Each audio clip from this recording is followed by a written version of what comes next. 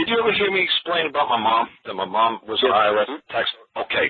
So, like I said to you guys, you guys know that all you have to do is ask the person who's assessing you, who's sitting across the table from you, is to sign that piece of paper and say, I owe it, and I'll be more than glad to pay it.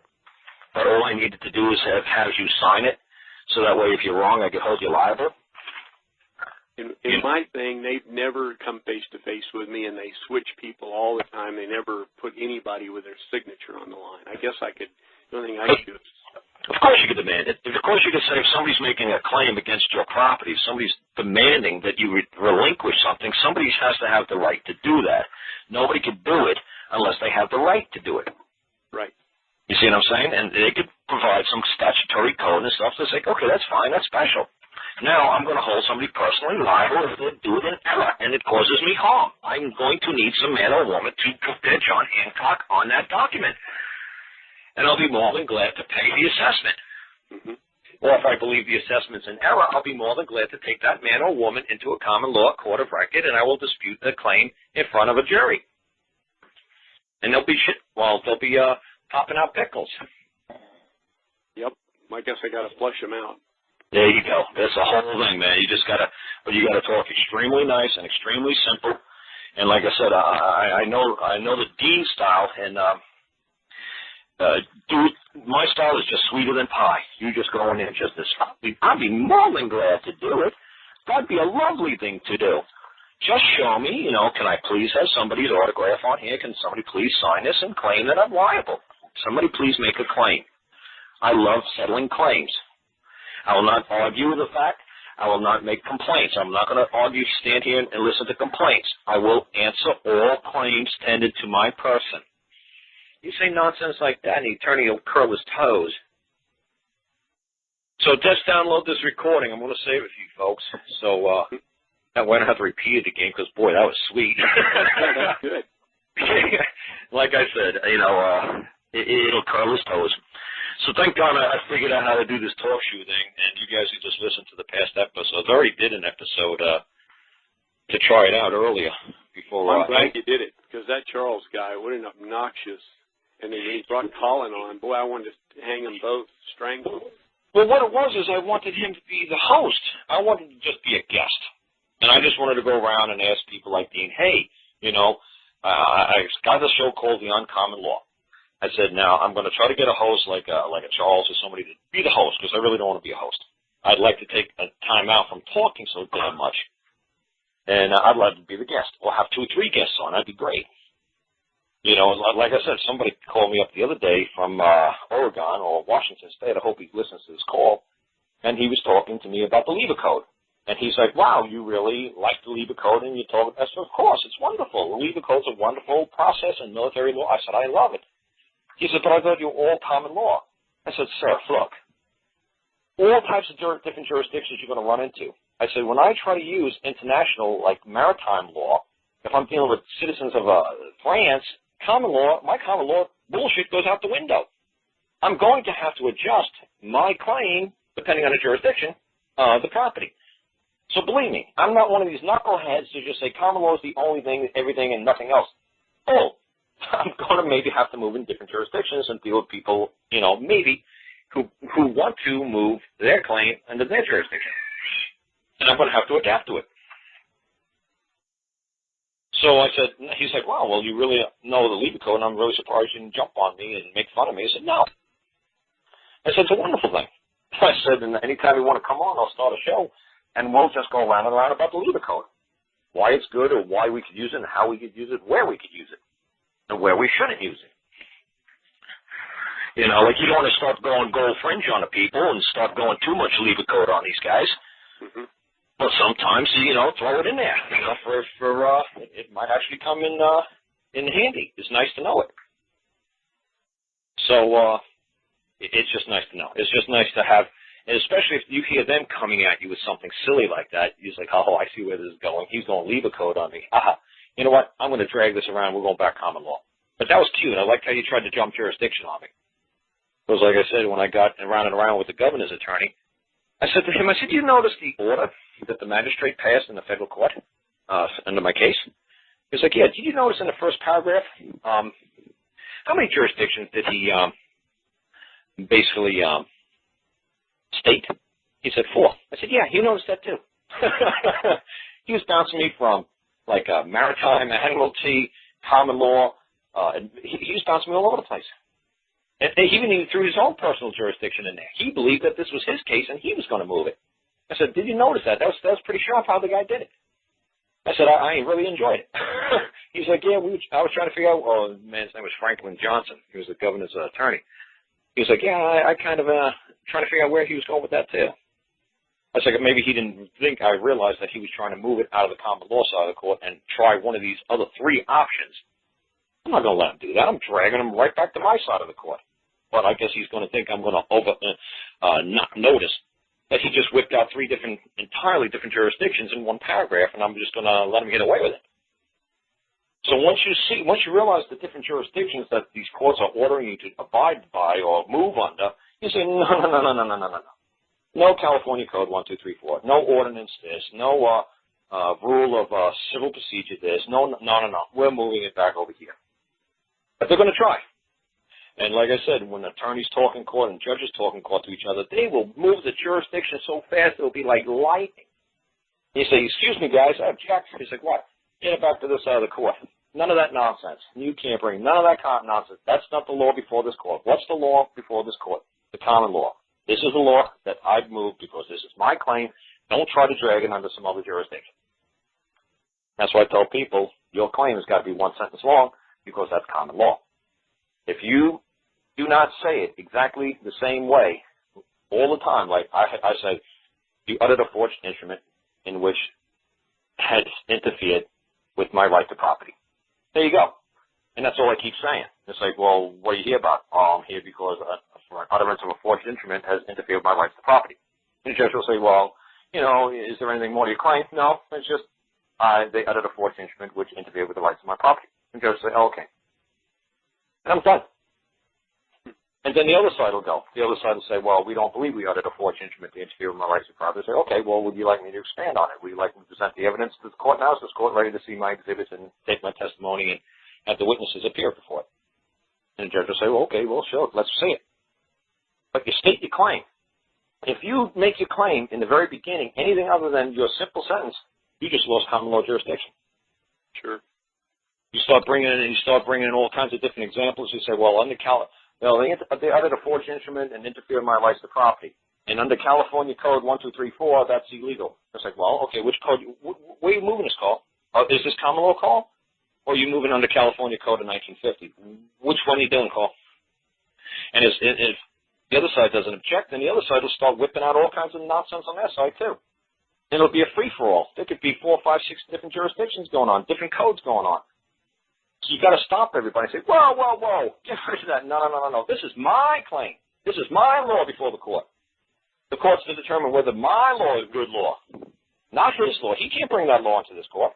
He can't bring that code nonsense. I don't know where she got that code from. I didn't write that code. That's not what's before this court at this time. The interpretation of my law is before this court at this time. Not his interpretation, my interpretation of the law. This is what I say the law says, and this is how he interfered with my right under this law. And they have to drag him back. It's like, well, answer the man's law. Did you or did you not interfere with his rights according to his law that he brought into the court? The right to be left alone, or the right not to be trespassed. But everything's basically a trespass. So did you trespass upon this man? Yes or no, which means the right to be let alone, or tons of rights. Almost every single thing that they possibly do to you is a trespass.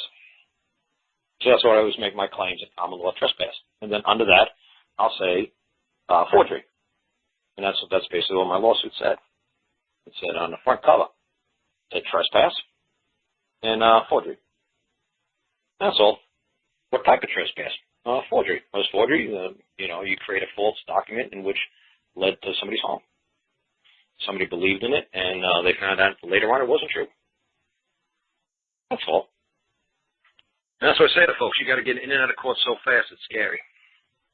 I notice when you do your notices or your documents here, you're signing at the bottom, but I don't see any kind of a jurat or if you're going to verify, you say you like to verify what you do. That's all I say. You put some kind of wording? Yeah. Well, you say I verify. Well, I say it at the very beginning. At the very beginning of the document, I say I verify all it be true. And at the bottom, you can say at the very top where you do the caption, you could state it as well. You could say verified claim or verifiable claim at the very top, like where you do trespass, and then you do the colon, and then you write forgery, and then you make another space, and you can say verified claim. And there you go. If you want to do it at the very bottom, don't ever do that nonsense the lawyers do. If you see something that comes back saying, I certified, blah, blah, blah, that's a lawyer. Under penalty of perjury and all that? That's a lawyer. A certification means zero. There is no way you could be held for perjury or for crime or for false or lying or for anything just because you say you're certified. Verified is where you get them. You say to them, when you answer my claim, I will only accept verifiable answers. I will not accept certified answers. I will only accept verifiable answers because you're just wasting my time if no man's going to appear. Anybody can certify anything. I mean, like a notary, she could certify anything. She doesn't know what's on that paper. You go to the bank lady, she's making, $5 an hour, $10 an hour. You say, hey, who does a notary here in this bank? Oh, she does. You say, okay, can I see your driver's license? Yeah, okay. Okay, that looks like you. Okay, boom, boom, she stamps and hands it back. And now, can she go to open court under oath of affirmation and verify anything in that document is true? Nope. No, she doesn't know what the hell you wrote. You could have basically handed her a blank piece of paper. You could have put a big X on it, and she would have signed and stamped it. Said, well, that's kind of weird. Okay, but you pay me $5, I'll do it for you, or your bank customer, I'll do it for free. Okay. Kind of seems goofy, but okay. I'll say that this piece of paper was before me on this date, March 28, 2013. Okay. And that's it. That doesn't mean anything on it is true. So when an attorney says, well, this is certified and notarized, I don't give a damn. Notarized and certified, big deal. So that piece of paper existed in front of somebody other than you. Wow, whoopee-doo. Is somebody going to verify any of this nonsense on this paper? That's all I want to know. Is somebody going to come to court and answer any of this crap verbally, open their mouth, in viva voce, and swear under oath of affirmation that all in there be true? No, well, then you're wasting my time. Because this is going to be over in 2 minutes. If nobody's going to come to court and verify any of this nonsense, I win. I'll verify it in court, yeah. The other side will say, are you going to verify any of this stuff? Oh, hell no. Attorney say, oh, hell no. He's going to say, I know what the word verified means. I ain't going to open my mouth and say shit. And that's whenever you say to people, look at that Richard Cornsworth's video about Trinity versus Pagliaro. That's where I learned it from. And no attorney can motion a court or order a court to make summary judgment because it did not come through oath of affirmation with any first-hand knowledge from any competent witness. Competent, because the attorney can't testify in a common law court. He's not competent. So it's kind of funny hearing that an attorney's not competent. Is that attorney competent? No. So they say, well, look, we're just Joe Sixpack, Joe Normals. We're not competent. Bingo. We're not. And be happy you're not competent. Because you're not competent to stand in the statutory court. That's right. That's why they provide you with a decipher code reader for you, an attorney. They'll decipher the code for you. I don't want one. I want to take it to a common law court where I don't need no stupid code enforcement officer to decipher my stuff. Plus, I get to block every attorney. Was an attorney, you a competent witness here? No, you're incompetent to testify, right? Yeah, I'm incompetent to testify. What, so should I demand the court take him to a psychological evaluation until they rule him competent? That's ridiculous. Could be pretty funny. Say the judge, say, well, I move this court to hold him for an incompetency hearing until he can prove to the court that he's competent to answer in this court. Yeah, take him away until he can prove he's a normal six-pack man and he stops talking this legalese gibberish. Yeah, then let him come back and stand and testify. That's all they're doing when they're saying it's a competency thing, and which is even sillier because the people they send you to for competency, they're psychologists. They didn't go to law school. They didn't pass the bar. Right. Now, what kind of questions are they going to ask you? They're going to ask you, well, what was the ruling in Hale versus Hinkle? Or what was the impact of Fuller versus Johnson, 1947? They're not going to answer you that stuff. So what do they mean by competent? You have to know what they mean by competent. Do you understand the nonsense, this code that this man's saying? No. Is there any law that requires me to know? No. It's just that simple. I'm glad I'm incompetent because I don't have to stand here and speak to any of you. Right. And you can't. What does it take to rescind this or revoke this contract? The short little statement you made in there that I got, and then to finish it, you just would sign it yourself, or would you have to get it? I'd say to people, be incredibly polite. Say, oh, if I was sorry for any inconvenience, but I was incompetent. I'm incompetent to stand on, incompetent to engage in any intercourse and commerce with you folks. Just be really sweet about it, and just say, I'm not competent to enter into such a foreign agreement. That way you have no standing because you have no status, because you have absolutely no idea, because you're not the person who wrote the code, you're not the person who wrote the contract up, you have no capacity to understand any of this nonsense because you don't know who even created this damn thing. You just say, it's not my wish, to be engaged in this, in this endeavor. You can say it as nicely as you want to. Say, I did not create this. I have no idea who this person who's trying to contract with me is. I'm not competent in this code. There's nothing in law that requires me to be competent. And I just can't accept this wonderful benefit of this gift at this time because I perceive that it was going to cause me harm. That's what I try to say to people. Just because you get a presentment or a gift doesn't or benefit, they might think it's a benefit, but you don't have you have to accept it, but then you could send it back and say, you know what, I thought it was a great gift at that time. I thought I could really handle it, but you know what, it's overwhelming. It's actually causing me great harm and stress.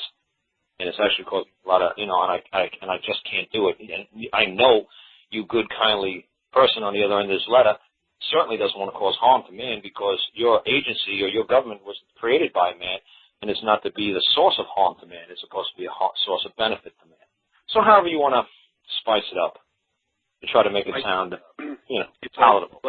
It's like you explained earlier where an administrative agency, it's the rule of law is on their side 51%. Yeah, oh yeah. When you're standing in their jurisdiction, right, before an administrating hearing officer, because if it's not a trial, it's a hearing, and he's just a hearing officer, and he's not bound by no constitution, he's not bound by any set of rules other than the law that administrative agency is running under. He's bound by their rules, and like I said, rules are the most ridiculous. On a pyramid, the rules are at the bottom. The laws customs are at the top, and then laws under customs. If you're looking at a pyramid, rules are at the bottom. Because, like I said, my sister was his school teacher, and one day she said to the kids, we're bored with playing kickball. Let's run third base, second base, first base. Let's break the rules, because rules are made to be broken, to just spice it up and just, jazz it up a little bit. But the customs are the customs. The law is a little bit, can be modified or interpreted, but the customs of the people, that's what always prevails. In this nation, customs are at the top, and then laws underneath. So that being true, that means that's how they get you, because you say, I don't consent. Well, you don't get the right not to consent, because it's 51% on their side that they believe you consented. You say, like I said to Dean, this is very simple. I require leave of court so I could properly answer the claim before this court. And I know there is a proper claim been submitted to this court. Is that not true, Judge? And he knows it's not true. There is no claim. It's a complaint. He knows the difference between a claim and a complaint. Only a man can make a claim. So he'll be like, see, and that's what Dean keeps jumping up and down, because I said that to Dean back in November. I said that to him. I said, Dean, I watched your videos. You're a nice man, but, I think you're going to get it, but you're a little angry. I said, what you really need to do is stop using their acts, stop using the Canadian Constitution stuff, stop using the Canadian law, stop using their precedents. He's like, well, I said, Dean, first of all, that's intellectual property theft. You can't do it. And two, you automatically lose your common law jurisdiction by citing their code. You're dragging your claim into their code world. So they have the right to answer in a code. Like I say to people, it's like, oh, you want to write pro se on your paperwork? You want to write in Latin? You know what I'm saying? You've seen people write pro se, right? Right? Right. So now, do you think that's a legitimate thing to do, like write proper persona or something? Hell no. Why not? Well, because that's something they dream up, the attorneys. Well, no, that's it's Latin. It's Latin. It's you did explain that is the. I don't remember what you said about it, but you did explain it. It's Latin. It's Latin. It's a proper language. But say I write proper persona on there, and say then somewhere else I'm going to use this big YouTube video PhD degree I got from watching YouTube videos, and I'm going to throw another Latin word in there somewhere, and then somewhere along the line I'm going to say not pro count, and I'm going to throw a couple more Latin words in there, right? Mm-hmm. Because I got this PhD from watching YouTube videos, right? Right. How would you like it if their answer was 100% in Latin? Because you spoke Latin. Right. Who's to limit them from making the whole entire complete answer in Latin? Right. If that's what you wish to speak in Latin, they wish to speak in Latin. That's why I tell people, stop your big 3-syllable words, $2 words, stop being a Philadelphia lawyer. Speak in 1-syllable, syllables, 2-syllable, plain language, English, simple, common law, nation, the words that we use. Because like I just went around with some guy on the phone, I said to him, stop writing a writ of habeas corpus. I said, just order for the property be returned to the proper jurisdiction. And he said, well, writ of habeas corpus. I said, that's illegal. He's term. Let me put it this way. I said, you walk into McDonald's, you say to anybody behind the counter, oh, I'd like to place a writ with you right now. And they'd be like, you'd like to do what? Oh, I'd like to place my writ now. And the lady in the window would be like, what the hell you'd want? We don't serve writs. Yes, you do, ma'am. You take writs all the time. That's all you do all day. If you don't take writs, you don't make money. And they'd say, sir, can you just please drive through and come to the window? Because I don't understand what the fuck you're saying. I said, or you say to the man at the McDonald's or the woman at McDonald's, I'd like to place my order now. They say, oh, bingo. I know what you want. You want to place an order. So maybe the manager will walk out of the back and say, what does he want? He wants to place a writ. He wants to place an order with you. Just take his freaking order. It's like, buddy, why you got to talk all silly shit like that? You know she's just a common lady. Just say, I want to place an order. I said, that's how you make your writing before the courts. You just make it in simple, plain language. None of these big words, because if you want to go big words, they're going to go big words. If you want to rely upon Hale versus Hinkle, they're going to use the Feldman-Roker doctrine on you. And then that's only, it only takes like 6 semesters for a typical law student to understand the Roker-Feldman doctrine. But if you want to say, well, I'm going to rely upon the Erie doctrine, or Hale versus Hinkle, well, they'll throw the old Roker-Feldman doctrine on you as an answer. Now go ahead and decipher that nonsense. So you see what I'm saying about keep it simple? Sure. Yeah. It's like magic. Stop using YouTube PhDs that everybody's getting online and keep it simple. And we can move through these courses like lightning. 1 sentence, done. Does anybody got a claim? No, I'm done. I require leave of court. Is there a proper claim before this court so I can properly answer it? Yes or no? Look over the other side. You got a proper claim so I can answer it? No? Huh. Judge, what are we doing here? Is he making a false claim before this court? What's he doing? You know what? Now I'm going to need to leave a court to make a claim against his false claim. I'll be right back. Give me about 20 minutes. I'll have a claim written for you. It'll take me 1 sentence. I'll be done. Well, no, that won't be necessary, Mr. Lentz. That's all the dean had to do in court. Not jump up and down and get mad and angry. I know my rights, and you are a free man, and you spelled my name in all uppercase. And these, I don't give a rat's behind if a chicken tap dances on my paperwork. I said, that's my name. That's my name. But it looks like a symbol for the artist known lately as Prince. Yeah, it kind of looks like his nonsense. All our letters are just a form of hieroglyphics. All our letters is just a form of a symbol in which we interpret to mean a certain thing. So space aliens are going to come down and read us gibberish and go, oh boy, that's English hieroglyphics from the 19th century. Then they're going to try to decipher our nonsense. It's just symbols. That's all it is. See, this name nonsense, that's what I tell people. I said, boy, man, I wish I really was on this name kick, because I could really waste everybody's time for 2 or 3 hours on all this bullshit I've learned over the years of what the name means this, and uppercase, boy, I should sure waste your time on stuff that has absolutely nothing to do in this nation. In this nation, it doesn't matter. Like I said, any simple person could go before a court and point their finger and said, that man owes me $50 and he won't pay me back. That's a claim. There's the injury, there's the wrong, there's the harm, there's the loss, there's the breach of contract. Hey, I got it. Because the man doesn't have to know how to sign his name. The man doesn't have to write his name. This is a nice, simple country. Because everybody who moved to this country, like my dad, he couldn't read or write English.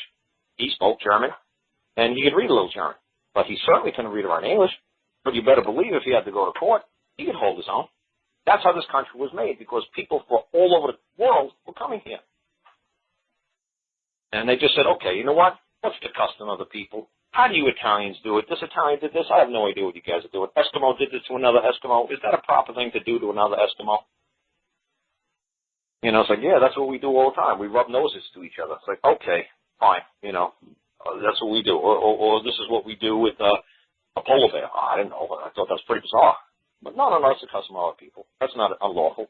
Okay, but, you know, you try to do that in New York City to somebody, they'll punch you in the face. You say, oh, no, we rub noses here all the time. Oh, I don't know. You rub the nose of a polar bear? Yeah, we rub the nose of a polar bear. Oh, you're pretty crazy. You rub the nose of a complete stranger? Oh, yeah, complete stranger. Well, you can't just grab somebody walking down 42nd Street by the ears and rub their nose. You know, that's a crime. That's assault. You can't do that nonsense. So the real trick is going to be able to, once you give them your simple notice, to be able to back it up by taking them to court, to common law court. Yeah. Be able to pull that off.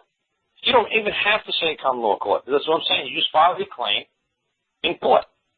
And like I said, it's based on what you're writing. If you're saying the action is a trespass, and the trespass is, you know, administering property without a right, that's pretty well says it all.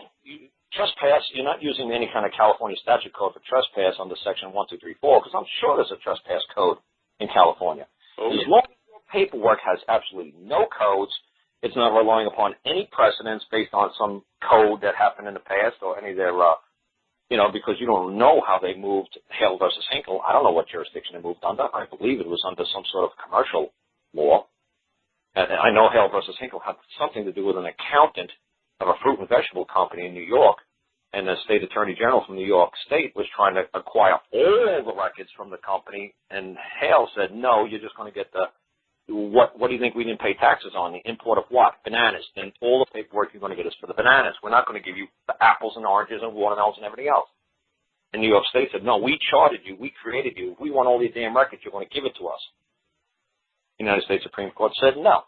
The corporation has can use the Fourth Amendment, Fifth Amendment, the right to self-incrimination. They don't have to testify against themselves, and they could be secure in their paper and property just like a man who's sovereign.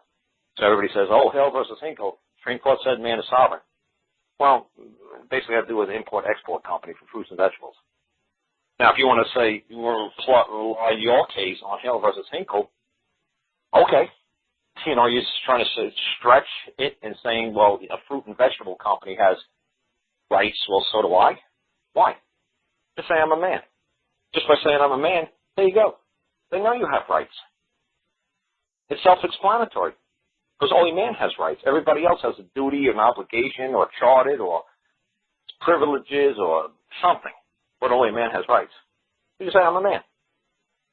There you go. When I enter course in commerce, my name is Bill. And there you go. And that's about it. You don't have to do uppercase, lowercase. You can make this, so when I enter course in commerce, I use the symbol formerly known as the artist known as Prince. Believe me, I'm sure when Prince went into a bank with that crazy question mark, whatever symbol he had, I'm sure his check cleared. I'm sure they said, oh, yeah, I didn't recognize that symbol mark. Oh, yeah. That's what he uses to enter course in commerce in the public. There you go. Doesn't make anybody have control over him because he uses that symbol. Nobody could get into his personal affairs. Only person that he engaged with is the person that he put the paperwork to and said, I will willingly now consent to sign this piece of paper, and now I'm joined with you on a you know, within this document, within the terms and conditions set forth in this contract. That doesn't mean the person can sling his body around. It doesn't mean he owns his body now. He sold his soul.